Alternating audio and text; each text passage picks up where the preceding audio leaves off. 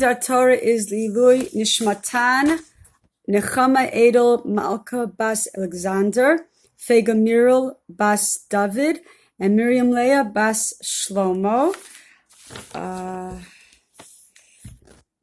Right. Parshat Vayeira, tests. Why do we have them? What are they for? Avraham had 10 gigantic tests, each one which he passed. What does it mean for us in our day? Dafka, these 3 girls that I just mentioned, their names, went through sicknesses and had tests in their lives, and it wasn't easy, and I'm sure also for their families. What's it all about? I don't know if I'll be giving all the answers, but let's learn some of the mikorot. I'll try to send a copy of these mikorot, of the sources, to the WhatsApp. So anyone that wants to follow will be able to see it on the WhatsApp. There's a medrash in Bereshis Rabbah that talks about 4 different mishalim, parables for what are these different tests and what are the reasons for the test. One of them is a flag, neslit noses nisayon, a flag on a boat. A flag on a boat. Here I am, I'm part of a certain party, I belong to a certain country, I'm proud of who I am, as if HaKadosh Baruch Hu is showing Avraham to the world and saying, this is the person that I chose. He is mine, and look, he will pass these tests, flying colors, and that's why I chose him. The second one is a guy selling these earthen pitchers. Ding, ding. He won't bang on, he's going through the streets with his wagon. He won't bang on a pitcher that he knows is going to break. He's going to bang on a good, strong, heavy earthen vessel because he wants to sell it. Advertising. You put in the window of the store your best wares, the things that's gonna pull people in. Again, it's more for the other people. It's for who's seeing it. And that's the same idea that HaKadosh Baruch Hu, if anyone would come and say, why do you choose Avraham? It's not fair. We want to be your nation. Look what he did. Look at those nisyonot that he passed. But then there's the next 2, which I think are much closer to the types of tests that we go through. I think the first 2 mishalim are more like an experiment in a chem lab where the teacher knows what's going to happen, but it's important for the students to try it out and see it for themselves. Different than the guy that's running research in a chem lab and to look for a new medicine, corona, or even the research that you do in the criminology labs. Okay, that's to find evidence. You're not sure what's going to be at the end, and you're looking and you're investigating, and that's what the next mashal is about. The pishtanai, the guy that's growing linen. Linen is grown, but in order for you to be able to make material from it, it has to be beaten very hard, and the more it's beaten, the softer it is, and the better muslin or linen you can have. Of course, there are different qualities, and the guy that's growing it, he knows which quality. He knows which linen he can't be too hard, and at the end it's going to be, he'll use it for sails on a boat, as opposed to linen, which he beats very hard, and that comes out very soft and fine, and that will be used for very fancy clothing or linen on the bed, right? That's the word, linen. And that's the same thing. HaKadosh Baruch Hu will give nisyonot to the tzaddikim, but he won't give it too much to break a person. He will know each person will get nisyonot for what he could stand. And that's what the famous saying that everyone always says is that if HaKadosh Baruch Hu sent it to you, you're good. You could do it. You know, it's a challenge. We don't have problems in life. We have challenges. Okay? Even though there is a Rabbi Tzadok that I like to quote, and it's a good quote to know. I haven't found where it came from, but Rabbi Tzadok says that there will be times where a person will get a test in life where HaKadosh Baruch Hu is sending him some challenges his way and he will fail.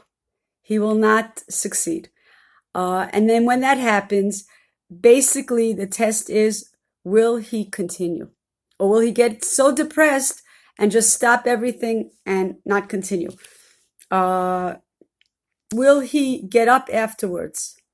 And that is the nisayon in that case. So there are times where we may find a challenge is much too hard for us, or we failed in some way. But the point is, what will we do afterwards? Will we get up and say, okay, we're going to work on it, that it shouldn't happen again, and we continue going on, not get depressed, and not feel that because of this we can't continue. The last mashal is a shor. It's either shor or a chamor, in which the balabayit keeps on testing it again and again by putting on more weight. Another half a kilo, and another, well, we speak kilos here in Israel. Another half a kilo and another half a kilo until this shore becomes very strong. Its muscles can really take a lot. At the same time, the owner of the oxen is giving it food and helping it with lots of protein and lots, what it needs so that it could grow very strong. And that muscle is much closer to us. The fact that when we have tests, challenges, when we have to undergo very trying situations, we're actually building a muscle. We're building a muscle of versatility and flexibility, a muscle of strength and stamina, a muscle of emunah, faith, endurance, physical and spiritual. We're building up a muscle, and that muscle is going to stay with us, and it becomes a part of us. So the next time we're able to stay in that test and something even more, and we can continue that way. So those are the 4 mishalim of why HaKadosh Baruch Hu gives tests. I have to share with you another one. Oh, I don't know if you see it backwards or not, but anyway, Rav Soloveitchik and Rav Kook, they both saw Akedat Yitzchak in a totally different light. Totally. Okay? Rav Kook, basically my husband says this every year. I mean, since I'm married, I've been hearing it almost every year. Vayash came Avraham baboker. Did Avraham get up early because he couldn't sleep that night?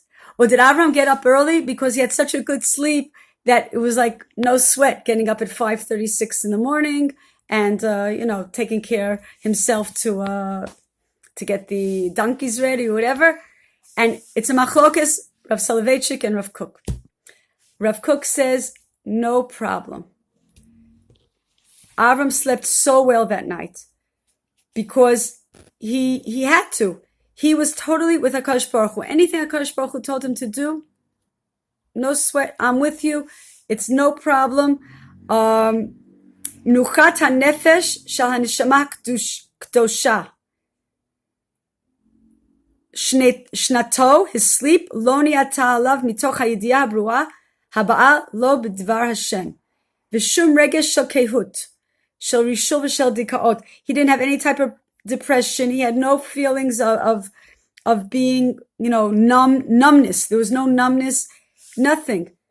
Total shnat yisharim b'menucha v'alitzat kodesh. He was sleeping asleep, total restfulness, with even a type of happiness. Okay? And he woke up in the morning with a lot of koach to run. Ratz katzvi liyot gibor ka'ari lasot v'tzono shel makom baruch hu. He woke up in the morning with alacrity and ability to do Ritzon Hashem. In fact, 3 days he walks. 3 days Hashem didn't tell him where he's doing this Akedah.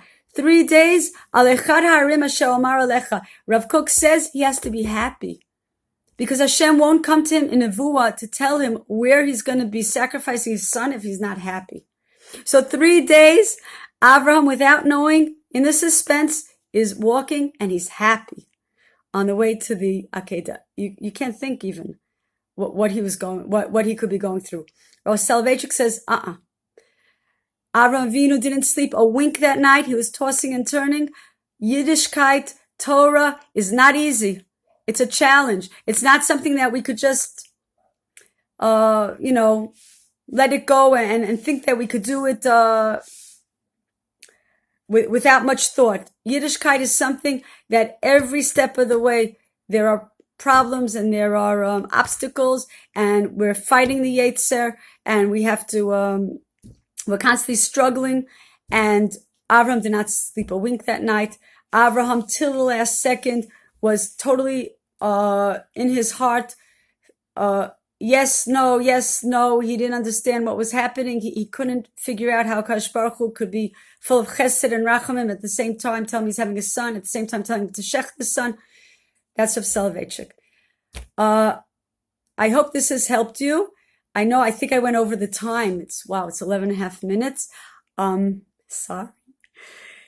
It's funny talking without seeing anyone, no zooming and no other faces. Here in Israel, we say, instead of the i-vada'ut, which is the uncertainty that we're living with, it's an i-shel vada'ut. I is also an island. An i-shel vada'ut, we're in an island of certainty. We're in an island where we know HaKadosh Baruch Hu is holding us, mamash, with his hands, like this, holding us with his hands and wishing us the best. And the more we could feel that, and the more we could understand that we're in the hands of HaKadosh Baruch Hu and how much he loves us, so we're in an island of certainty, an island of love, and we just got to enjoy it, enjoy the movie as we're writing it.